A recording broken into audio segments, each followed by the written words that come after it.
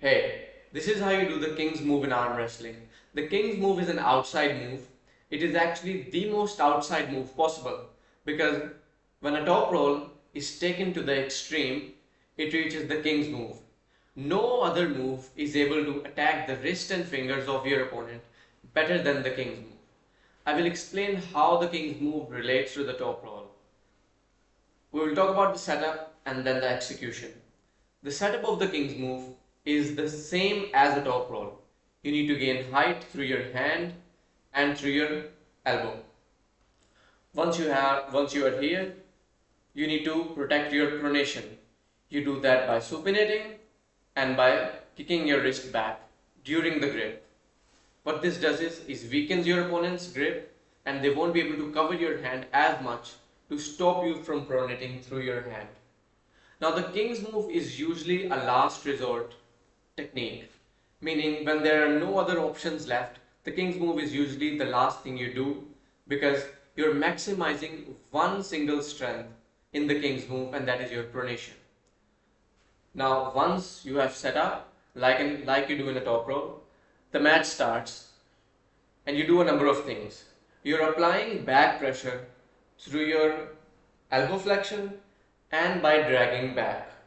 You do both of these things, and when you do this, most likely your wrist will kick back if you're fighting against an opponent who has similar strength. Your wrist will kick back.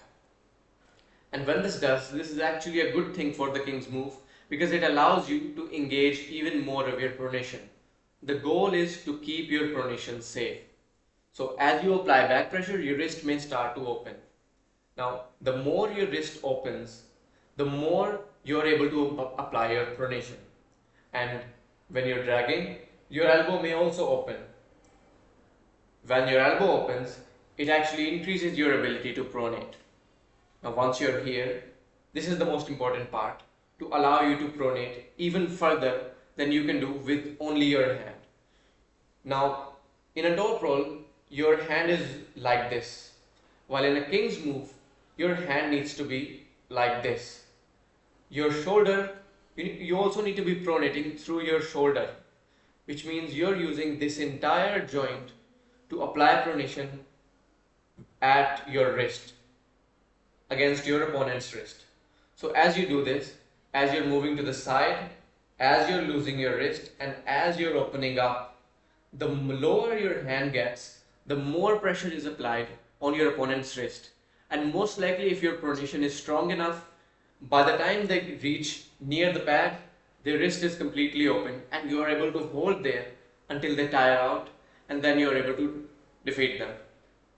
Now the king's move is a very advanced move and it requires you to develop your pronation a lot, since this is a very taxing on your tendons. If you try to do the king's move in a match as a beginner, you will most likely hurt yourself, or because your tendons won't be ready to be able to endure pressure at those positions.